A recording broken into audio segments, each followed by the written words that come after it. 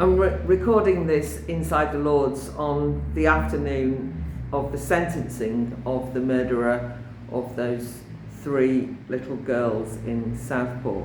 I mean, it's such an unspeakable act and much has been said about it, so I won't continue, but that's been the build up to that has been something of a backdrop in Parliament, because as people will know, the Prime Minister has, in this instance at least, called for a national inquiry, and of course it's the one time that you feel you don't need a national inquiry, unlike the grooming gangs.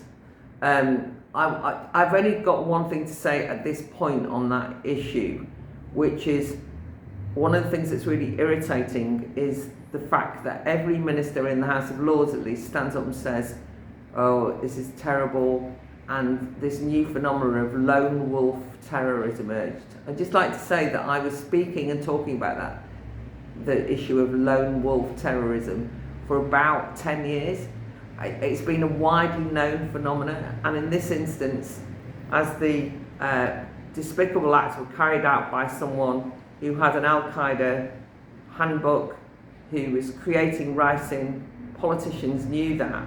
It was perfectly acceptable for the British public to make some assumptions that possibly this was a terrorist act, and to be told at the time that anyone who even speculated about that was in some way guilty of conspiracy mongering or misinformation or fake news, as Angela Rayner did and other politicians joined in. I think that was a great insult to the British public.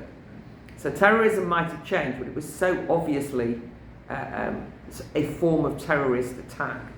So I wanted to say that that's given a kind of grim backdrop to the week, has indeed the continued revelations in terms of the rapes and sexual abuse carried on by the grooming gangs, and we had a harrowing Substack earlier in the week of a film on that very topic.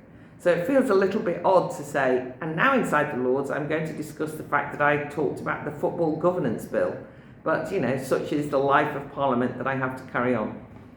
The Football Governance Bill completed its stage of committee, at which we have had probing amendments, and I spoke twice on the last day. What we will go on to do is, in a couple of weeks, by the end of February, start on report stage, and during that time we will have the opportunity to put forward amendments that are voted on. Now, you might think, Football Governance Bill, what's this got to do with, we're not really interested in football, it's not that important. But I just want to explain that English football in particular, football throughout the United Kingdom, is probably one of the most important grassroots community, sporting but cultural parts of society. It doesn't matter whether you like it or not. Millions and millions of people are passionate about it. It's their opportunity to let off steam, to develop loyalty to a club, to develop local links. It's just, you can't underestimate its importance. And the government have got a piece of legislation that could regulate it within an inch of its death. And every time I look at the bill, there are more and more parts of it that will lead to what could have catastrophic impacts on the freedom and autonomy of football clubs to operate how they wish, in terms of everything from their finances to what stripe they wear, to everything and anything. Just the sort of dotting of the I's and crossing of the T's will have oversight by this independent football regulator. Independent my arse, as they say, because this is a government imposed regulator with lots and lots of detail about what that regulator needs to do. And such is the concern about this bill that UEFA, the international body, has potentially said that the bill could break their rules, which would mean that English football clubs were kicked out of international football. Can you imagine European football, no English teams allowed to play? And UEFA wrote to the government, sent a letter. Everybody knows this letter existed, and the government refused to publish the letter. They won't publish it. And the minister, every time we have this discussion, says, no, that was private correspondence, even though it was about the future of football. So the couple of amendments I spoke on were quite mild, one of them calling for a review after the bill is enacted to see what the financial difficulties might be created by this regulation for particularly smaller football clubs. Because as the motivation for the bill is that it will save football money and mean smaller clubs won't go bankrupt, it's quite possible this bill will bankrupt them in a different way by the regulatory demands put on them. And the other amendment was around a sunset clause, which was to, in a number of years, to assess whether the bill is working out the way the government intended. And in both instances, the minister just threw it out. So I think this is really important. We're going to come back to it with a podcast, an Academy of Ideas podcast, and with some of the people involved in those debates who know a lot more about football than I do. But I really want you to get the word out that this is something that everybody should be following and be interested in. The other bill that I've now started being more involved in is the mental health bill. The mental health bill is, at its most basic, a new formulation legally about who the state has the right to incarcerate. This is the only instance, apart from prison, where you can have your liberty taken away from you is if you lose your mind, if you're psychotic. And understandably and rightly, the state has to justify that, because it's important that the state can't just lock people up on the accusation that you're mad, which in authoritarian regimes can and does and has happened. And so the overhaul is quite appropriate. It's also very important to keep remembering that the reason why we have people being sectioned is because they're very, very poorly. They're very, very ill and they need treatment and they need to be looked after. That's what the bill's supposed to be about. The problem is that it's become, like a lot of legislation, a bit of a Christmas tree bill in which every aspect of mental health is being discussed. And so I have been raising some of my concerns about overdiagnosis and also about the problem of more and more people thinking that they are needing third-party intervention and treatment for mental ill health, and that actually makes resources very, very sparse, and actually is disastrous for people who are really ill. And my view is that we're over-medicalising and pathologising lots of the challenges of everyday life. You've heard me say that before. Two significant things about the speeches. The first one was on community treatment orders. You can watch the speech, so you don't need me to rehearse it, but I just want to reiterate it was an issue that I changed my mind on, because I've been quite cynical about community treatment orders in which you get released from prison but there's still state oversight, and I was worried about that from a civil liberties point of view, but I actually think that I was wrong from a psychiatric point of view, so you can hear why. And the second one was about treatment regimes, and one of the issues that's concerning me is the over-medicalisation and over-pathologising question, the problem, as it were, of quite promiscuous diagnosis, is that means that treatments are then being doled out far too liberally. And I use the examples particularly of antidepressants, but also of ADHD treatment and the use of Ritalin and so on. I want to make two things clear, because the reaction has been pretty savage to that speech. So far, Sky News picked it up, so it's had a bit of publicity. First of all, I am not saying, absolutely not saying, there's no such thing as ADHD. And secondly, I am not opposed to pharmacological interventions. I think that tablets and medication are hugely important in allowing people to get better. Antidepressants can be a fantastic aid. Ritalin can be very useful. But if you've got a problem of promiscuous diagnosis, it can mean that people who do not actually need medical intervention get it. And that is very dangerous, and they were the issue I was trying to raise. So it's quite frustrating sometimes, because you say things and they're sometimes misinterpreted, but that's life. One of the things that's endlessly frustrating in the House of Lords is a sense and the feeling that you're kind of constantly being gaslit. That you're kind of saying things and everybody's like, talking about madness, treating you like you've gone mad, that you're missing the point or what have you. So there was a couple of instances of that this week. First of all, there was a question on 8chan. Don't ask me.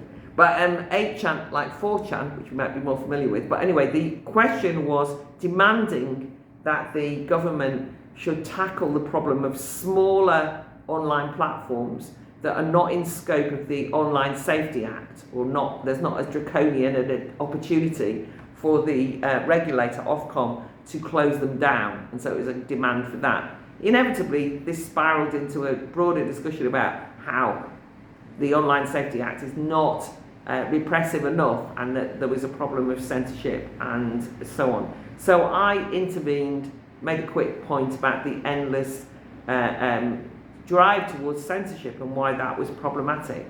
And in that, I had the temerity to mention I think it was Zuckerberg, in terms of misinformation. And the one thing that you can say about the House of Lords is, whether it's Zuckerberg or Elon Musk, they hate the thought of any of these big tech people having a voice at all. I mean, they're kind of like the target of everybody's enmity. But I think that you can see the problem of the way that online safety is discussed, the whole issue of online problems, when you consider that here we are with the Prime Minister saying he's taking seriously the terrible events in Southport, and he ends up making the target of his ire Amazon, buying knives on Amazon, another online platform that's going to be scapegoated. Of all the things in the world that is not the problem, it's Amazon UK selling knives to people. I mean, you go and get a knife in the kitchen for a start off, right? It's a ludicrous situation to be in. But anyway, that happened in relation to that. In terms of gaslighting, we then had another opportunity, I think it's been the second one, to discuss the reactions to the grooming gangs, because after all, the government has done a U-turn with having said there was no need for any inquiries, then organising these local inquiries, 5 local inquiries, and an audit and so on. You will have been following that. The main thing I want to draw attention to there was actually there was a very good speech by the front bench opposition, as in the Conservatives, who actually, I have to credit them, did very well at trying to hold the minister to account. And the minister's reaction to that rather good series of penetrating questions was to immediately attack the Conservative Lord for his tone, and saying what we didn't need to do was to stir up all this animosity. Tone, I mean, it's like tone policing drives me mad. So I actually came in and attacked the minister for his tone policing, because I do think that that has a chilling impact in these terrible moments, whether it's the grooming gangs, whether it's the murders in Southport. People need to be able to discuss them openly and freely, and sometimes I'll say intemperate things, by the way, and that seems very appropriate.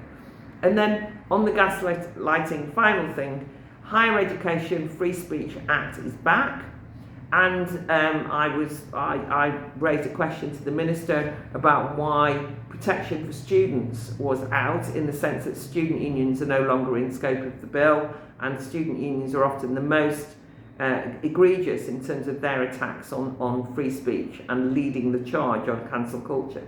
But again, the main thing was the minister talked about the Higher Education Free Speech Act as though there was never any threat to it.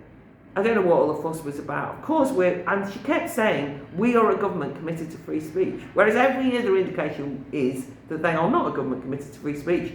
And the first thing that Bridget Phillipson did as the Education Secretary was to tear up the Higher Education Free Speech Act. Just a final couple of things. Has the Trump vibe arrived? Well, not in the House of Lords, I have to say. But I think that we can, all of us, acknowledge that whatever you think of Donald Trump, there's some of the aspects of his announcements and his, stated legislative programme, and what he's just daily bringing out, are things which I would like us to at least be able to discuss in the UK. Not least, of course, the fact, his declaration that there are only 2 sexes, male and female, the rolling back of equity, diversity and inclusion policies which have been so divisive, his commitment to, and he even quotes Martin Luther King, and judging people by their character and their merit, not their either their ethnicity, their skin colour or their identity in any way. These things are to be welcomed, and so one hopes that there's a little bit of an influence of the Trump vibe within Parliament, because there certainly is, I think, within the rest of society. People are beginning to think maybe things can change. And I had a discussion on Sky News, which you can see below, on that very question.